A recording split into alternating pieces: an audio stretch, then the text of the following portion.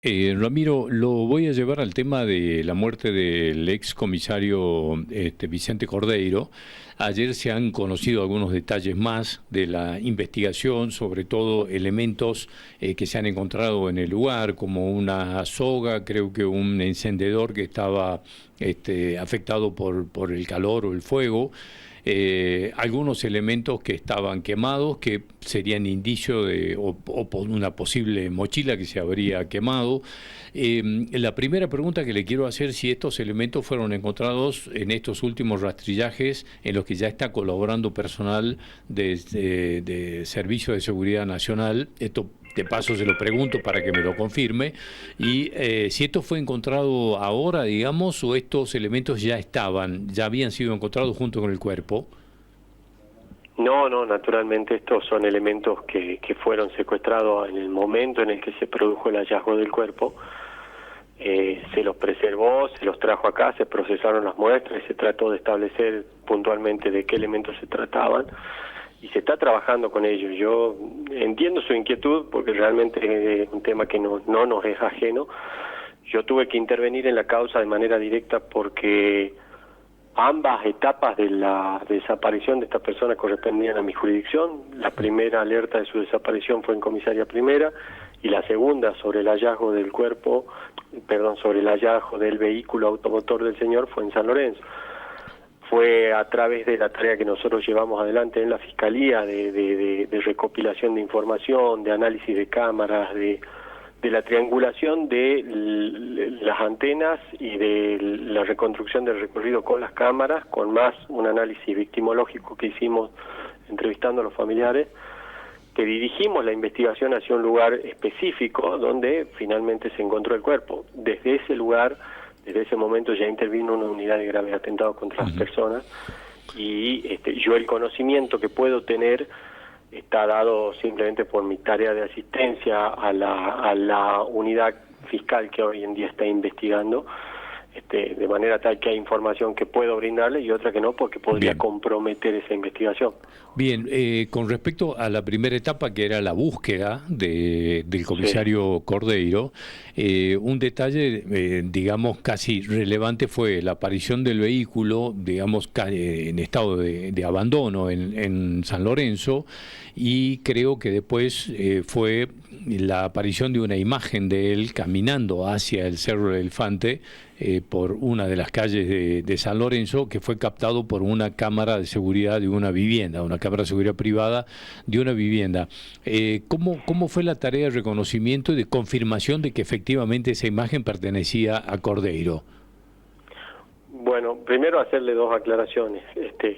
No es que que teníamos únicamente esas imágenes, tenemos el récord de registro de llamadas de todo el día y de todas las imágenes de la provincia, es decir, se ha trabajado en esto, ha sido fundamental el aporte del ministro de Seguridad, que nos permitió reservar todo el contenido de las cámaras de videovigilancia de ese día. Ujú. Lo que se vio es lo que nosotros entendimos pertinente mostrar, pero tenemos muchísimo más material fílmico donde se observa y se reconstruye el derrotero, tanto desde el momento en el que él sale desde la zona céntrica, como hasta el momento en el que llega a San Lorenzo, aparentemente llega incluso a la zona de la quebrada de San Lorenzo, da la vuelta, baja y gira en la comisaría y estaciona el auto, que el auto estaba, también lo corrijo en ese sentido, estaba correctamente estacionado y cerrado en la esquina de la iglesia. Ujú.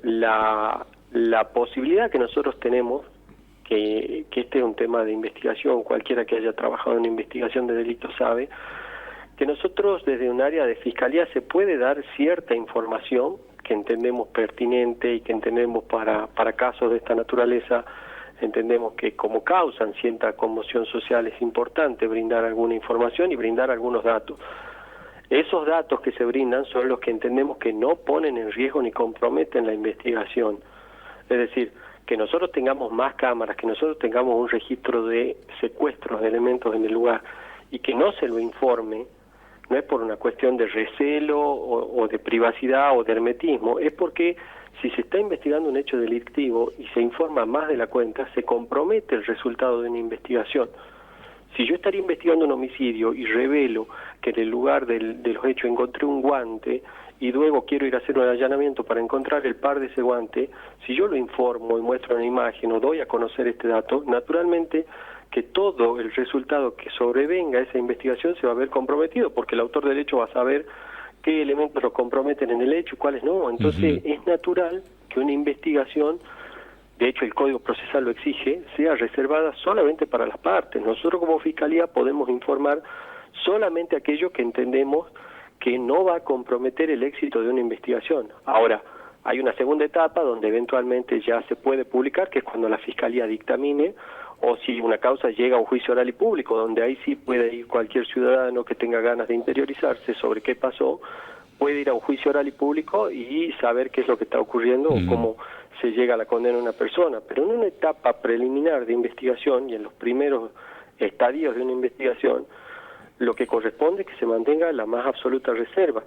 En particular en estos casos, como le dije, que entiendo que traen una conmoción social, sí se trata de informar a la ciudadanía aquello que se puede informar sin comprometer la investigación. Y esto se lo digo porque entiendo a dónde va su pregunta y entiendo lo que usted me dice respecto del momento en el que se secuestraron los elementos. La primera inspección del lugar se hace de manera exhaustiva, se recuperan todos aquellos elementos que se creen pueden tener incidencia o implicancia en el hecho, se realizan los estudios, se realiza una autopsia, se verifica las causas de muerte, se constata las causas de muerte, si se trata de una muerte violenta, si se trata de una muerte natural, si se trata de una muerte accidental, y a partir de ese análisis del cuerpo lo que se hace es volver al lugar para ver si nos faltó recabar algo que tendría que ver con lo que en el momento en el que se levantó el cuerpo no se sabía o se desconocía. Es simplemente por eso que se hace un nuevo relevamiento en el lugar. En el día de ayer se hizo un nuevo relevamiento que tiene que ver con la colaboración de organismos nacionales para analizar el siniestro, para saber cómo se produce un fuego. El fuego tiene una dinámica que está dada por la orientación del viento, que está dada por la posibilidad de que se hayan utilizado hidrocarburos, alcohol o cualquier otro elemento, y no hay un especialista en el CIF en esta área. Por lo tanto, se solicitó colaboración al Ministerio de la Nación para que venga personal que ayer se puso a disposición de la provincia, se los trasladó y se los trajo hasta acá, y se hizo esa inspección y se hizo ese levantamiento de rastros, incluso, en este caso, con un perro especializado en la detección de hidrocarburos, que trabajó en el lugar. Esa función adicional o esa tarea adicional es para tratar de establecer la mecánica de cómo se desarrolló el fuego, porque el fuego, si bien el que no conoce piensa que se produce de manera súbita y no tiene un orden o no tiene una organización, no, tiene un orden que está dado, como le dije, por la dirección del viento, por los elementos que pueden ser susceptibles de prenderse fuego, por la calidad de estos elementos, y sigue un patrón que nos permite establecer dónde se inició y dónde concluyó. Bien, con respecto al momento del hallazgo del cuerpo, un dato que me parece que no lo conocemos hasta acá, usted me dirá si no lo conocemos por alguna cosa en especial o porque todavía no es el momento de darlo, es el tema de la data de la muerte, si se pudo establecer el momento, la hora y el día del fallecimiento del comisario Cordeiro. Yo no tengo ese dato puntual porque yo no participé en ese momento, digamos, en el momento de la autopsia, donde se toman las muestras para aportar una data de muerte. La data de muerte va a ser siempre aproximativa, no se cuenta, no es posible nunca, bajo ningún, salvo que se interviniera de inmediato, la data de muerte es aproximativa con un margen de error. Eso se hace a través de las muestras del cuerpo y otros datos como rigidez cadavérica, lividez, etcétera, etcétera, que el médico, temperatura corporal, el médico establece un aproximativo. Esa información, como la información que también tiene que ver, porque también hemos escuchado y he escuchado personalmente disquisiciones sobre la modalidad del hallazgo del cuerpo y todo esto, naturalmente que hay primero un principio de reserva por respeto a la familia, porque hay una persona sin vida, una persona que debemos establecer de manera fehaciente por qué se produjo su muerte, y por lo tanto desde ese lugar los primeros en saberlo y los primeros de noticiarse y tener conocimiento de las circunstancias son los familiares, y luego además de eso también porque necesitamos establecer de que lo que se informe no comprometa el éxito de la tarea que se está llevando adelante para investigar. Yo el dato puntual de la data de muerte no lo tengo, y si tuviera, honestamente creo que tampoco sería demasiado responsable de mi parte darlo a conocer. Bien, Ramiro, el hallazgo, con respecto al hallazgo del cuerpo y después la confirmación del fallecimiento por, digamos, asfixia por ahorcamiento, ¿se pudo determinar la mecánica de ese ahorcamiento, digamos, y en qué estado se lo encontró el cuerpo? El estado en el que se lo encontró el cuerpo tiene que ver con un proceso de inicio de putrefacción, digamos que es un periodo que va teniendo diferentes fases. Esas fases también se establecen a través de lo que le dije para establecer la data de muerte, y la mecánica de la muerte se le establece también en función de lo que se encuentra en el lugar del hecho. Para que se entienda mejor, cuando se produce una muerte, tenemos una muerte que se trataría de una muerte natural, de alguien que muere de una enfermedad y por lo tanto en principio no debería tener, o de un paro cardíaco, no deberíamos tener intervención en la justicia. Cuando se trata de una muerte violenta, la muerte violenta está asociada a factores que pueden ser accidentales, alguien que accidentalmente cae y se golpea y se muere, a un suicidio o a un homicidio, serían las tres alternativas. En este caso, las dos primeras estarían descartadas de plano. La muerte natural, naturalmente la causa de muerte que se informó, la de asfixia por ahorcadura o ahorcamiento, no se compatibiliza con una muerte natural y tampoco sería de carácter accidental, porque es muy difícil. Puede ocurrir algún caso de muerte accidental, pero por ahorcadura, pero no sería este el supuesto. Esta soga que se... De manera tal que las dos hipótesis que se están estudiando y se está tratando de profundizar para saber con cuál los elementos que se encontraron en el lugar se corresponden, son la posibilidad de si interviene un tercero, que se trataría de un homicidio, o si la persona se autoprovocó la muerte, que sería el caso del suicidio. Y las tareas periciales de analizar el hecho, el cuerpo y los secuestros tienen que ver justamente esto con corroborar si una u otra hipótesis son las que cobran fuerza. El cuerpo estaba tendido en el suelo, tengo que preguntarlo a esto necesariamente por esto de lo que son, digamos, todas las especulaciones que hubo respecto de esto. Por eso le preguntaba si de qué forma fue encontrado el cuerpo, si estaba tendido en el suelo. No, el cuerpo estaba suspendido. Suspendido. Bien, y esta soga que se encontró, que se informó ayer, que se encontró cerca del cuerpo, tiene... No, es la soga que se encontró en el cuerpo. Bien, ayer perfecto. Se informó el hallazgo de la soga que se encontró en el cuello de la persona. Simplemente ayer se informó de que el elemento constrictor, que evidentemente es el que tiene sujeto al cuello y es el que provoca la ahorcadura. Bien. Ahora, cuando yo le digo que el cuerpo estaba suspendido, estamos hablando de que se encuentra en una inclinación adecuada para permitir de que el cuerpo quede con una parte en el aire o sin apoyo. Esto depende de la inclinación del lugar. Bien. Ramiro, no le quiero quitar más tiempo porque sé que tiene otro compromiso y desde ya le voy agradeciendo, por supuesto, este tiempo, pero obviamente que iría, me parece que como dato importante de todo esto que por lo menos hasta aquí estamos reconociendo es qué hipótesis hay respecto de la relación del fuego por las quemaduras que se informó que tenía el comisario Cordero en el cuerpo, si la ropa que tenía estaba quemada totalmente y qué nivel de quemaduras tenía esto y si está relacionado obviamente con el incendio que según informaron estaba más o menos a unos 800 metros.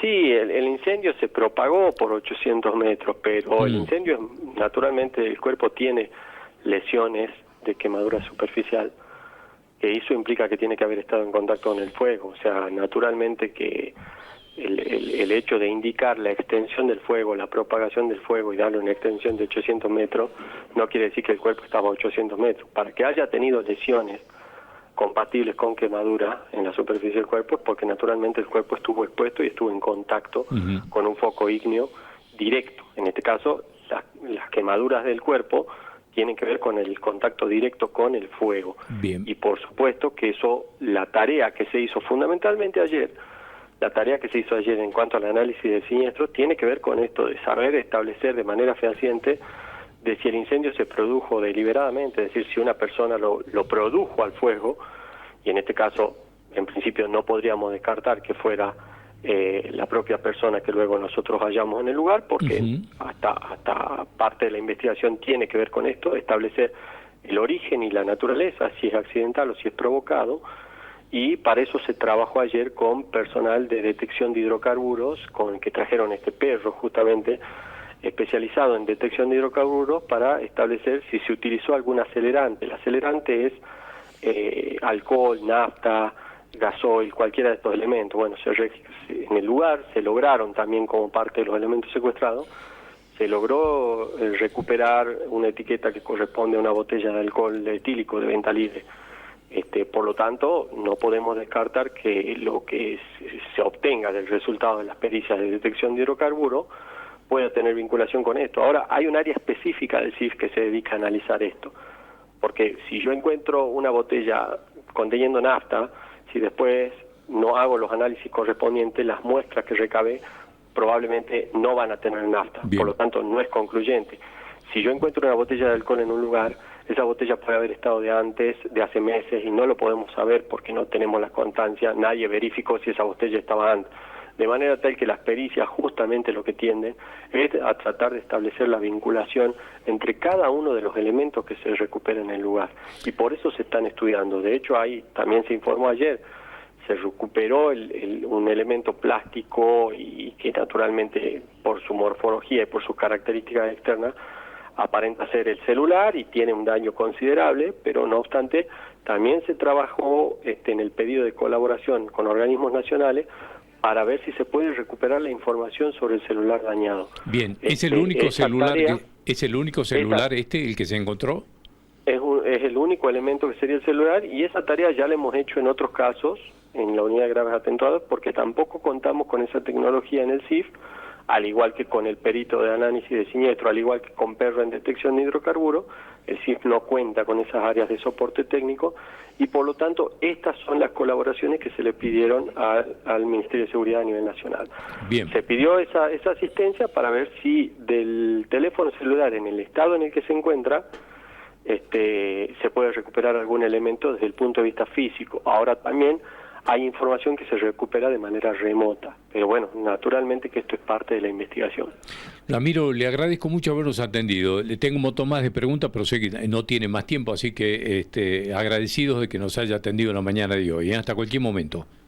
Bueno, muchas gracias a usted y espero que sea de utilidad lo que se trata de informar. En realidad nosotros también tratamos de dar la información necesaria para evitar que estas cuestiones se sujeten a especulaciones que dañan en definitiva la imagen también institucional, y estamos en un periodo complejo, así que entendemos que de nuestra parte en el área de prensa fundamentalmente se trata de brindar la información adecuada para tratar de dar a conocer aquello que se puede dar a conocer. No es una cuestión ni de hermetismo ni de celo innecesario, no, está ligada a una necesidad del trámite de una investigación.